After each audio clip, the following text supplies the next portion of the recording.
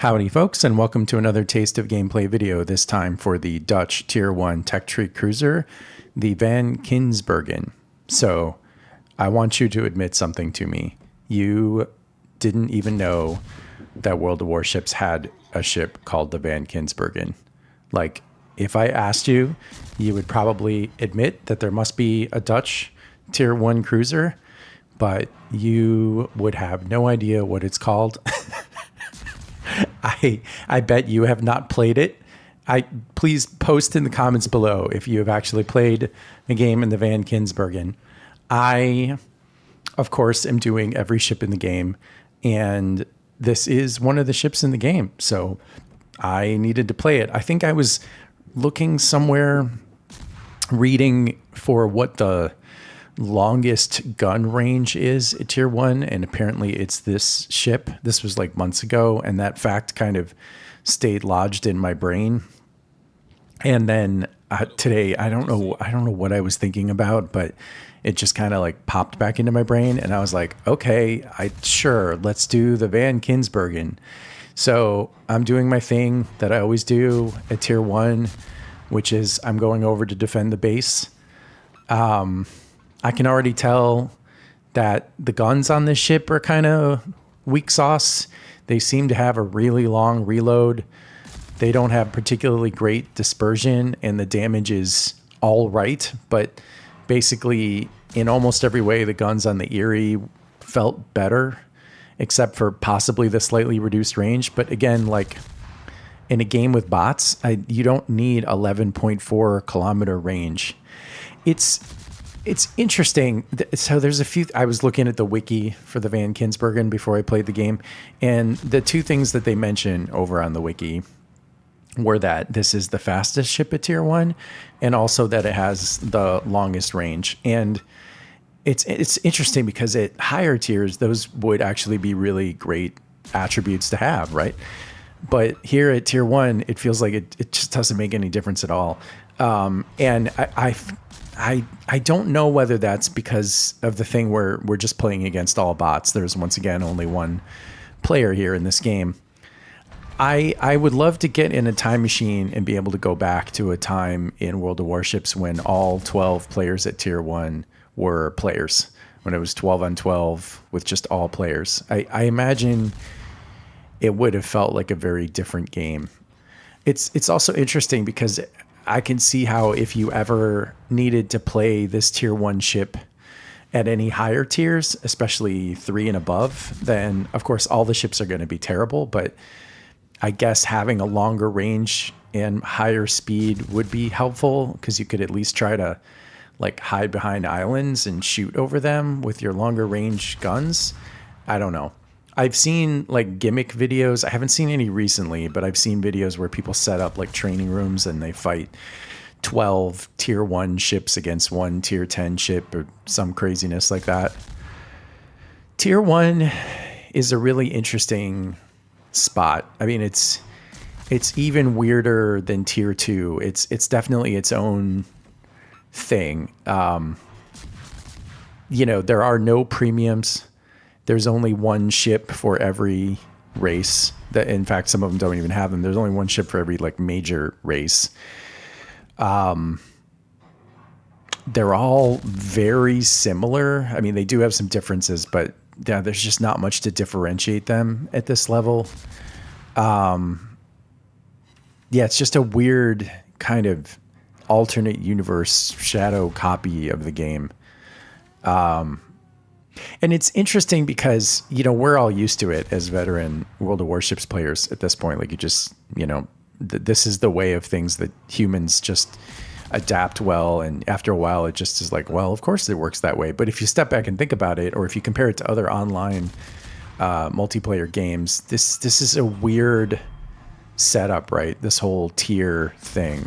I mean, I guess it's very similar to what they do in their other products like World of Tanks, but like outside of wargaming, this is a strange system. Like the exact way that they've got this wired up, where there's these different levels of competition, but they don't supplant each other. I mean, they don't like I mean, they don't exactly obsolete the ones before. It's just it's just different levels of competition, but you can still go back and play the old modes and you can still get XP and you can still get credits. It's like in World of Warcraft, which is the first thing that jumps to mind. You know, when you finish the beginner zone, you never go back to the beginner zone. Like there's nothing for you there. Like there's no XP to be gained. There's no money to be made. I mean, maybe like vanishingly small amounts, but basically there's no reason to ever go back to those starting zones. And generally you don't. And I mean, of course, very few players spend much time at tier 1 these days, to be sure, but people do spend. I mean, there are players that just stay at tier 5, 6, 7. There are probably even players that stay at tier 1, 2, and 3, but I imagine they play mostly co-op or they play against bots. So it's just a weird setup. I mean, it makes sense in the sense that the earlier tier ships, in addition to not being as good, also the game moves slower and there's less going on. There's less stuff. There's less to click on, which is good for learning. So in that sense, it makes total game design sense. But it's just weird in the sense that, like, yeah, you don't just graduate and move on. Like, these ships still exist and you can still play them if you want to. You can even collect them.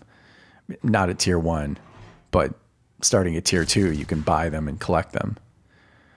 I did some jump cuts in this one, by the way. That this game actually went the distance, believe it or not. It went a full 20 minutes. Well, maybe not 20 minutes. It went pretty close to 20 minutes. I think it goes down to, or maybe it did go to 20 minutes. I don't know. It went really long. This is a one-on-one game, and basically what happened here is I took a little too much damage. The Van Kinsbergen, no surprise, is not that great of a ship, and the guy on the other team was good enough to kill all the bots on my team, so it ended up being one-on-one, and I knew that I could not kill him in a straight-up one-on-one fight, so I basically just made sure I had more points than he did, and then I just kited away. And what he should have done is just immediately get into my cap, but he either didn't know to do that, or didn't do it, or didn't do it fast enough, so he just took too long to get into my cap, and therefore I was able to essentially just win on points, which, you know, is what it is. It's a winning strategy, but I didn't really want to make you watch all of that because nothing happens. I literally sail off into the great blue beyond once I realize I can't possibly beat him. The Hermelin that he's in is my favorite tier 1 ship. I think it's probably the best one.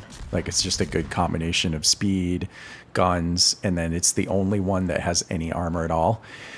You're going to see here in a minute, I'm actually going to hit him with all 4 shells, and he's going to bounce all 4. Like, he just bounced those 2 shells. I think it's really basically the only one that bounces shells, like, ever.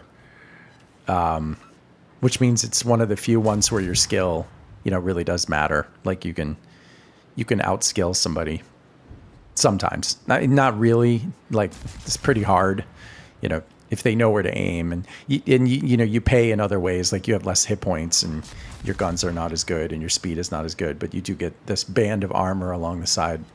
Anyway, this is not a video about the Hermelin. Is the Van Kinsbergen a good ship? No, it's not. Should you play it? No, you shouldn't. Unless you're just a completionist like me, there's really no reason to. Yeah, I guess if you ever found yourself in a weird situation where you had to play in a higher tier game for some reason, it might be worth a thought. But other than that really weird, narrow case, I wouldn't. The guns just load too slowly and the damage output isn't good enough. So, no. And it's kind of big. So, yeah. No, not my favorite.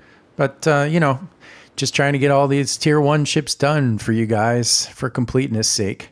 So that is the Van Kinsbergen, and I will see you in the next video.